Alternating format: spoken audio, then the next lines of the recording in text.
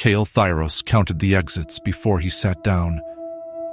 2 behind him, lost corridor and a maintenance shaft with a broken seal. 1 ahead through the booth's plexiglass partition, leading into the sodium murk of Korath Station's lower concourse. 6 years of living under borrowed names had made the ritual automatic. He settled onto the metal bench, closed his eyes, and let the station's noise wash over him. The hiss of steam vents, the distant clang of docking clamps, a child crying somewhere in the crowd beyond the fogged glass. His prosthetic hand rested on his knee, matte black fingers slightly open, the exposed joint mechanisms catching the booth's cold blue light. He never covered them. People who stared at the hand stopped looking at his face. That was the geometry of survival on stations like this. Give them something to see, so they never see you. The console screen in front of him flickered. Green-gold text scrolled across black, a freight manifest he'd been reviewing to maintain his cover as a mid-tier cargo broker. Then the screen blanked. A single line of encrypted cipher replaced the manifest. Pulsing once, twice, and holding steady, Kael opened his eyes. The encryption signature was choir architecture.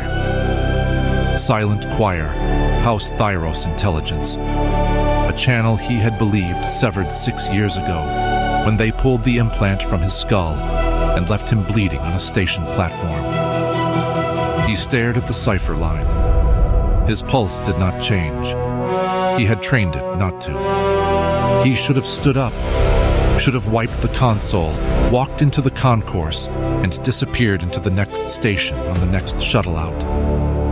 Through the booth's fogged glass, he could see the amber running lights of a freight shuttle clamped to docking bay 7, outer territories departing within the hour.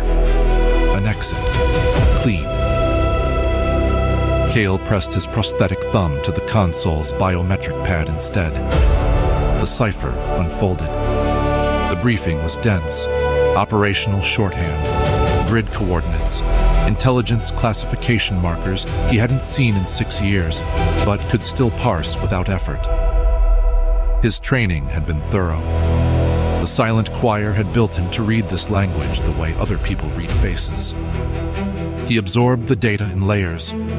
A target designation for a woman on an uncharted world.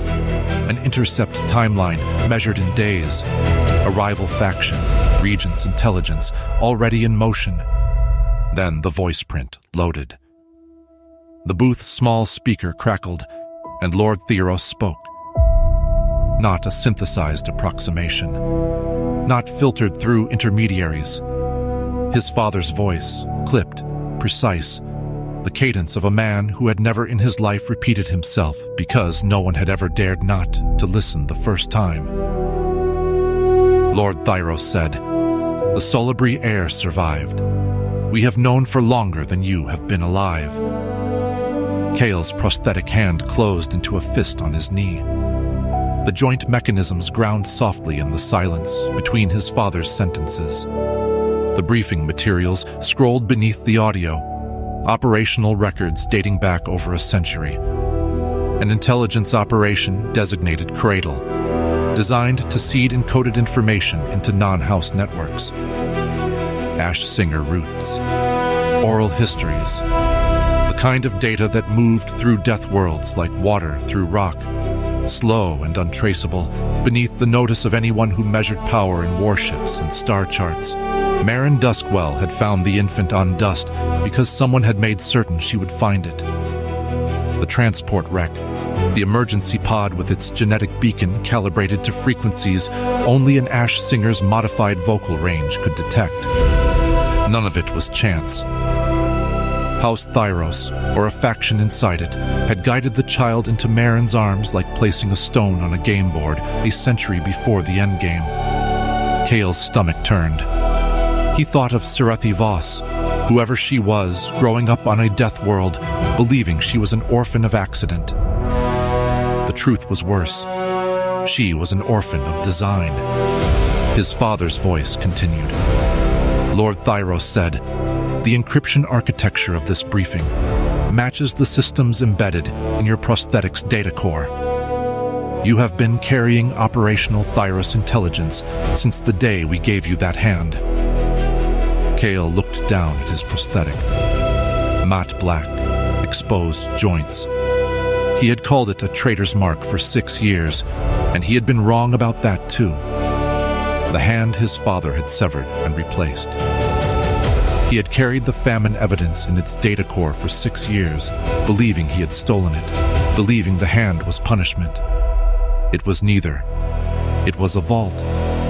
His father had put the evidence inside the replacement and let Kael walk away with it, knowing his exiled son would guard it more fiercely than any choir operative could. The hand had never been a traitor's mark. It was a leash measured in light years. Lord Thyros said, "You will intercept the air before the Regent's agents make contact. You will secure her and await extraction coordinates." These are not requests. A pause. The static in the speaker shifted, something almost like breath, though Kael knew his father did not hesitate. Lord Thyros said, Kael, his birth name, not the cover identity, not the operational designation, the name his father had spoken when he held the blade. Lord Thyros said, "The blade is still in the desk." The recording ended. The console screen returned to the freight manifest as though nothing had happened. Steam hissed from a vent above the booth. In the concourse beyond the glass, travelers moved through sodium light, unaware that anything in the universe had shifted. Kael did not move for a long time. His eyes were closed again, but the stillness was different now. Not the disciplined calm of a man managing his anonymity, but the locked rigidity of someone absorbing an impact. The blade is still in the desk. His father kept the blade that severed his son's hand. Whether as a trophy or a relic of grief, Kael could not tell. That ambiguity was the cruelty. It always had been. Lord Thyros had never been cruel by accident. He stood. He did not check the exits. The concourse swallowed him. Just another figure in merchant clothes moving through amber haze and recycled air. He walked without destination, letting the station's current carry him past boarding gates and freight offices and the shuttered stalls of vendors who had closed hours ago. His prosthetic hand hung at his side, and for the first time in 6 years, he was aware of its weight. He reached the observation gallery above Docking Bay 7, empty at this hour.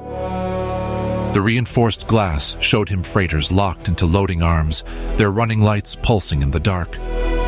Beyond them, stars, smeared faintly by the station's atmospheric shielding into something that looked almost like breath on cold glass. Kael stood at the window. He thought about the Ash Singers network, about information moving through death worlds for a century, patient as geology.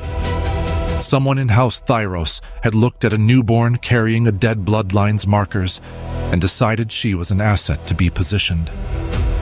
Someone had placed her in the arms of a woman who would love her, knowing the love was part of the operation, knowing that Marin's devotion would keep the child alive until she was needed. He thought about Serethi Voss on that uncharted world, alone, the binding beginning to write itself into her nervous system.